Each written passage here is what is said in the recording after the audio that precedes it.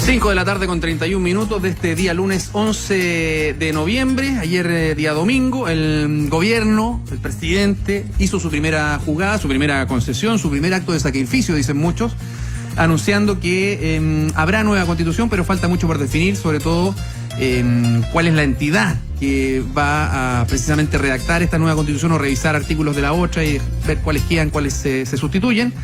Pero evidentemente falta mucho por definir.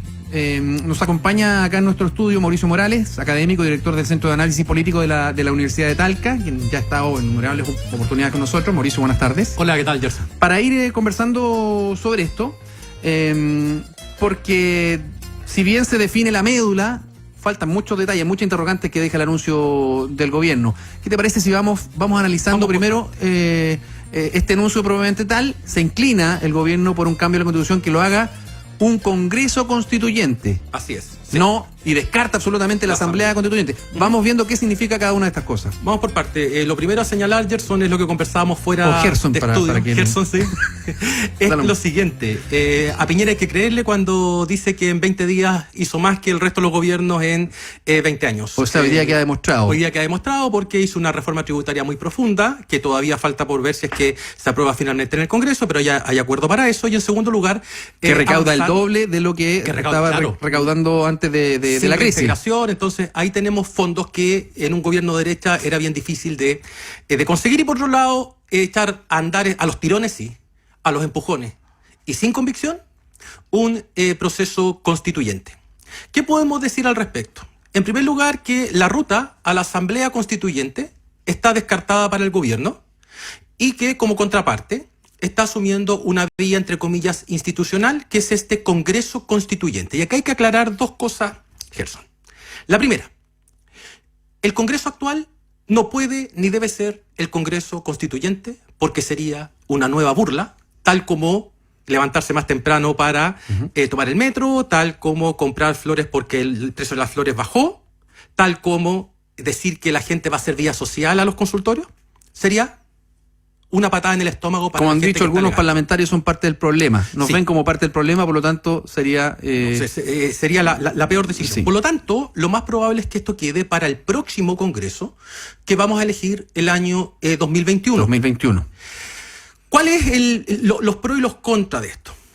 Los puntos a favor, que es bien difícil hoy día defender un Congreso Constituyente, pero a mi juicio Chile hoy día tiene la última oportunidad, para entregar legitimidad a una institución que durante estos últimos años ha estado en el suelo en los rankings de confianza. ¿Me explico? El Congreso. Me explico. Si que al Congreso se le entrega ese poder constituyente, o si la gente sale a votar bajo la convicción de que este nuevo Congreso es el que va a hacer la Constitución, entonces ese Congreso va a estar revestido de mayor legitimidad y apoyo público en comparación con el Congreso actual. Y esa es una muy buena noticia para la democracia. ¿Sí? En primer lugar. Detengámonos ahí, porque vamos repasando, profesor. Vamos repasando, sí.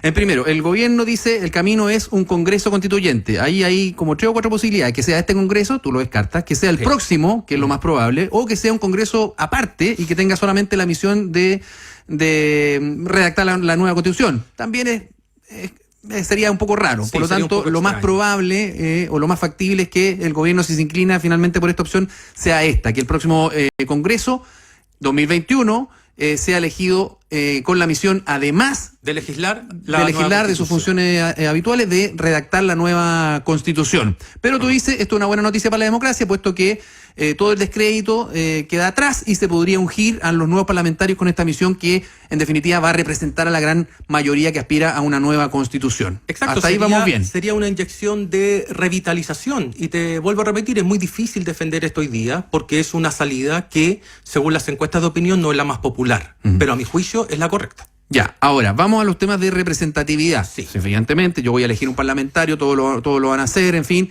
o todos los que quieran participar del proceso, si es que el voto sigue siendo voluntario, ahí hay un poco de participación ciudadana, pero no es específica. Entonces, ¿dónde queda la diferencia y cuál es más legítima que otra? ¿Si una asamblea constituyente o un congreso constituyente? ¿Cuáles son las diferencias? Vamos con las diferencias. La primera diferencia es que el Congreso Constituyente está compuesto única y exclusivamente por legisladores. La Asamblea Constituyente está compuesta por asambleístas que no son legisladores. ¿De dónde Por lo salen? tanto, esos son electos, esas personas son electas mediante voto popular en distritos previamente definidos, pueden participar los partidos, pueden participar organizaciones de la sociedad civil. Habrá que inventar, habrá que generar un sistema electoral mediante el que nosotros podamos definir quiénes van a ser nuestros asambleístas. Ya. ¿Sí? ¿En qué ha caído el movimiento AC o el movimiento que está a favor de esta asamblea constituyente? Y es plantear que mientras una asamblea constituyente estaría compuesta por un pueblo casto, puro, el Congreso Constituyente estaría compuesto por una banda, entre comillas, de sinvergüenzas o de ladrones o una élite que no se ha hecho cargo de los problemas de la gente. Es decir, antepone el pueblo frente a la élite. Y ese es un discurso que calza Esa es la visión más perfectamente. negativa, porque Claro. alguien podría decir, pero en realidad lo que nosotros vemos es que tiene mucho más representatividad, más representación, es más pluralista, es más diverso. Mira, yo tengo mis siguientes dudas. Plantearlo así como te lo dije, ese es un discurso populista, derechamente. ¿Sí? Ahora bien, uno podría llegar a un término medio, que es la combinación entre Congreso Constituyente Y la Asamblea y Constituyente. Asamblea Constituyente, Que es la lo Convención que denominamos Constituyente. Convención Constituyente. Ya, entonces, profesor, detengámonos acá, porque Vamos. acá hay que ir aprendiendo estas cosas. Ya, acuérdate cómo está la educación cívica en este país. Sí. Entonces, esta posibilidad intermedia, no sé si vamos a alcanzar de la comisión de expertos, que está bien desprestigiada. Sí. La del 80 fue de comisión de expertos. Así es. Significa que el Congreso, además de legislar, elige dentro de sus miembros a una cuota de representantes para redactar la nueva Constitución, y además la ciudadanía, por otra vía, elige sus representantes para que también hagan esta misma tarea. Es decir, un camino intermedio, como tú dijiste. Es un camino intermedio y es efectivamente como tú lo señalas. Es decir, una fracción del Congreso compone esta convención y la otra parte de la convención es electa mediante voto popular también por los ciudadanos. Y ahí se forma esta convención constituyente.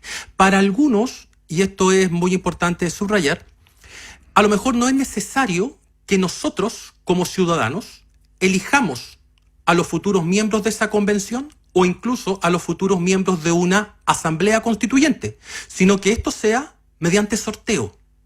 Es decir, que un grupo de personas plantee su voluntad de ser miembros de la asamblea y que un mecanismo de sorteo aleatorio defina quiénes van a ser.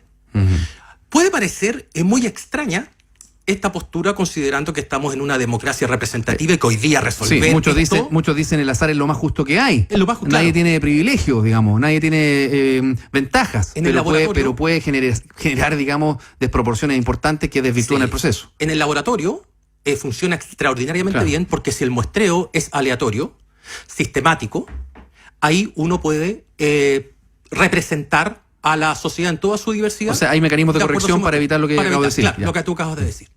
Pero en el laboratorio funciona, pero en la realidad es muy difícil. Va a ser muy difícil explicarle a la gente que quiere participar de este proceso, que de un día a otro se le diga, oye, mira, esto no va a ser un proceso en que los ciudadanos van a salir a votar, sino que estos señores van a ser electos al azar. No va a haber campaña, no va a haber nada de eso. Va a ser al azar. Por lo tanto, no me parece una buena idea. Ya.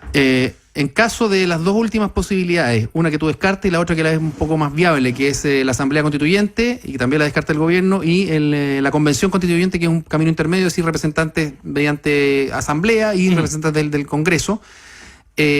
¿Dónde queda la participación ciudadana respecto de los plebiscitos? Hablemos un poco de los plebiscitos. Descartemos de lleno el tema de los expertos, es que la Sí. otra vía, pero eso Sí, ya está descartado, los cuatro paredes. Ya. Eso está Hablemos totalmente de lo descartado. que Sí. está en juego, más o menos. Sí. Hablemos de los plebiscitos, porque el gobierno dice acá también va a haber plebiscito de ratificación. Claro, a ver, se han discutido dos momentos. El primero es un plebiscito en el que la gente defina o diga si es que quiere o no quiere seguir con esta constitución, cuestión que al parecer está descartado. A mí me pareció una muy buena idea porque ahí vamos a ver cuánto era el peso real de las preferencias políticas de la gente. Y por otra parte, la otra salida también es plebiscitaria, que corresponde a un plebiscito ratificatorio, donde también se van a exigir probablemente algunos quórum de participación, porque de lo contrario el argumento va a ser que esta Constitución no está revestida de suficiente legitimidad en función de las personas que voten. Y respecto a la comisión de expertos, esas comisiones de expertos funcionaron fundamentalmente cuando veníamos saliendo de los regímenes autoritarios. Por lo tanto, no es un buen recuerdo y tampoco es una muy buena señal. Ahora, esta sería la primera vez, para ser franco, de que habría una participación importante ciudadana en la generación de la Constitución. Sí, en toda nuestra historia. No sé si hay otro, es inédito. Ninguna Constitución ha sido realizada más bien autoritaria, por lo menos de acuerdo a parámetros democráticos, y la gran pregunta o la gran interrogante está en lo siguiente: si en los cabildos ciudadanos autoconvocados participaron tan solo 106.000 personas en los cabildos comunales, la pregunta es si es que ahora ese escenario se va a reproducir o no, y si es que, en segundo lugar, va a estar tan sesgado socioeconómicamente como sucedió en esa situación, en ese contexto. Esa es la pregunta que nos estamos formulando ahora. Vamos a salir en parte de esa duda con este plebiscito natural, si se quiere, que está convocando los distintos alcaldes para ver el día 7, si mal no recuerdo, para ver si la gente quiere o no quiere esta Constitución y cuál es el mecanismo por el que está optando. Pero el gobierno ya renunció a estas dos cosas. Primero, preguntarle a la gente si quiere o no quiere seguir con esta Constitución, y tampoco preguntar por el mecanismo. Ya hay una opción derechamente, entre comillas, institucional. Bueno, se suman Carla Zunino, Cristóbal Belolio. Buenas tardes. Se suman al programa y a la conversación, al debate. Sí, yo tengo una duda con lo del plebiscito, Mauricio. ¿Cómo estás? Buenas tardes. Hoy día había algún alcalde que me decía que a él no le gustaría que al final del proceso, sea cual sea y sea el mecanismo que sea, se pregunte en un plebiscito sí o no a un texto general, sino que se pregunte por ítem. Sobre todo en aquellos donde no se hayan podido poner de acuerdo. Ya, eso, bueno. Los procesos constituyentes, si es que uno los ve desde el punto de vista de las asambleas, demoran en promedio 16, 18 meses en llegar a un texto. Eso es súper importante. O sea, en el fondo, lo que está haciendo Piñera también es decir, ok, vamos con esto y no me va a tocar a mí. Sí, porque estos procesos no son tan rápidos. Hay procesos más lentos, o sea, más rápidos, como el de Colombia, que si mal no recuerdo fueron 5 meses, y otros mucho más lentos, que han demorado 2 o 3 años. Yo preguntaría por el texto cerrado, si vamos a hacer todo este procedimiento conjunto, que son cabildos, después los cabildos, la información de esos cabildos llega a un congreso, nosotros elegimos congresistas constituyentes, ellos discuten y llegamos a un texto final. No me parece que estemos en condiciones de discutir artículo por artículo, capítulo por capítulo, porque eso no va a ser un cuento nunca. Y no sé si hablaron de los umbrales, porque tú hablaste de la participación, sí, pero no sé si de entrada se le debería poner un mínimo de participación pensando en que sea una Constitución que represente a la mayoría. Así es. A mi parecer, desde mi perspectiva, si es que el plebiscito va a ser ratificatorio, si es que pensamos que la idea del gobierno va a llegar a puerto, vamos a tener un Congreso Constituyente electo el año 2021, que algunos están pidiendo que se adelanten las elecciones. De hecho, el senador Guillé pidió que renunciaran todos. Y que ahí el Congreso Constituyente, entonces, al que se refiere el gobierno, no es este. Es imposible, Cristóbal, que sea este. O sea, si es imposible, pero no lo desde el punto de vista de la realidad política. De la realidad, claro. No desde el punto de vista de la institucionalidad vigente. Exactamente, sí, desde el punto de vista de realidad política, porque si no, lo que discutíamos recién sería como mandar a comprar flores a la gente, sería como decirle que se levante más temprano, y yo le digo, oye, el Congreso Constituyente va a ser este Congreso, el que tiene las boletas, el que tiene los conflictos de interés, el que ha votado la ley de pesca, ese va a armar tu Constitución. Eso no puede ser. La mitad del Senado con binominal todo. Y la mitad del Senado con binominal, exactamente. Entonces, lo más probable es que sea el próximo Congreso. Y esto del plebiscito ratificatorio es clave, sobre todo si es que esto es definido por una asamblea constituyente o por una convención constituyente. Mauricio, te hago otra pregunta. Sí. ¿Qué tan distinta es la elección de los delegados o los congresistas, dependiendo si es un congreso constituyente o una asamblea? ¿Cómo llega la gente en asamblea? ¿Cuánto peso tienen ahí los partidos políticos? Porque alguien podría decir es que el Congreso no es tan participativo como que llegue cualquier ciudadano, pero no sé si una asamblea constituyente llega cualquier ciudadano. Sí, mira. ¿O necesitan patrocinios, apoyos de los partidos, de algún tipo de grupo? O sea, los partidos van a querer participar de todas maneras de este proceso. No se van a restar si es asamblea constituyente, si es convención constituyente, y menos si es congreso constituyente.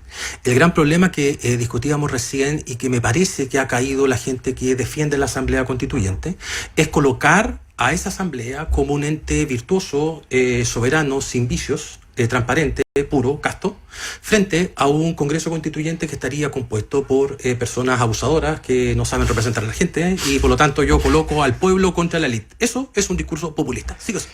¿Ya? En eso no hay que caer para los que defienden la Asamblea Constituyente. Me parece que no es el camino, no es el camino de calificar a los representantes. Ahora, respecto al tipo de representantes que llegan, que era sí. era tu pregunta, Si lo es primero que tenemos efectivamente que... más directa en el fondo la participación del ciudadano en la Asamblea que en el Congreso.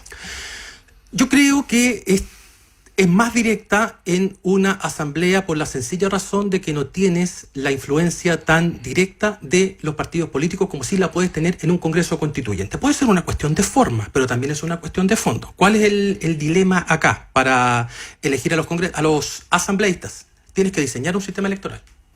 Tienes que definir distritos. Tienes que definir cuotas. ¿Y pones barreras de entrada? Porque en el fondo yo puedo levantar la mano y decir, ya, yo quiero ser asambleísta de esta asamblea constituyente. Tengo que cumplir ciertos requisitos. Sí, ¿Cómo llego o a sea, la papeleta? Hay que realizar todo el proceso. Todo eso hay que diseñarlo. Diseño No hay completo. Esto no hay puede una ley, ser- digamos. No hay Claro, nada. porque lo otro que discutíamos recién, que claro, tú puedes decir, yo quiero ser asambleísta, ya cumples con los requisitos, te inscribes, Cristóbal también, Gerson también, todos nos inscribimos, y alguien dice, oye, ¿sabes qué? ¿Para qué vamos a estar eligiendo a la gente? Hagámoslo por sorteo, aleatorio. Sí, que lo he escuchado, lo he leído estos últimos días. Ya, ¿y quién Ya. lo define eso? Eso. ¿Quién diseña el mecanismo? Porque ahí Eso también lo tiene caemos que en un hacer. problema de Eso hoy legitimidad. por hoy lo tiene que hacer el gobierno. Si el gobierno está mandatado para eso, pero el gobierno ya optó. Bueno, ahí se recurre a la Con el experiencia Congreso, internacional. con el Vamos, aprovecho a pasar el dato. Mañana, pasado las 8 de la mañana, en ADN Hoy, Mirna Schindler, Mauricio Hoffman, como siempre, va a entrevistar a Humberto Lacalle, ex vicepresidente de Colombia, quien representó al gobierno en la Asamblea Constituyente de ese país. Tiene mucho que decir. Ahí fue rápido, ¿no? Ahí fue más o Bueno, menos rápido. fue mucho sí, más fue urgente, mucho porque más ahí sí rápido. que había un momento constituyente, porque estaba Claro. el M16. Y lo otro que lo quiero, M19. lo quiero subrayar de nuevo porque sé que no es muy popular decirlo, pero si se opta por el Congreso Constituyente, esta va a ser la última oportunidad que vamos a tener como chilenos de volver a validar una institución que hoy día está en el suelo en los niveles de confianza institucional. Y Es la la Constitución última. también. Es la última. El Congreso y la Constitución. Y la Y de Constitución. participar también en una Constitución que no, si se no lo han opta hecho por ese nunca. camino, ojo. Y otra cosa, ¿qué tan abiertos son los temas? Porque hoy día hablaba con el alcalde Carter en la mañana y decía, ojo, ¿qué pasa si se pone el tema de la pena de muerte? Cuando en las encuestas en general tiene alta aprobación. Entonces él decía, no sé si será así, pero él decía, yo estoy seguro que gana con un 70% la pena de muerte. Entonces, ¿qué? ¿En ese tipo de temas vamos a decir no?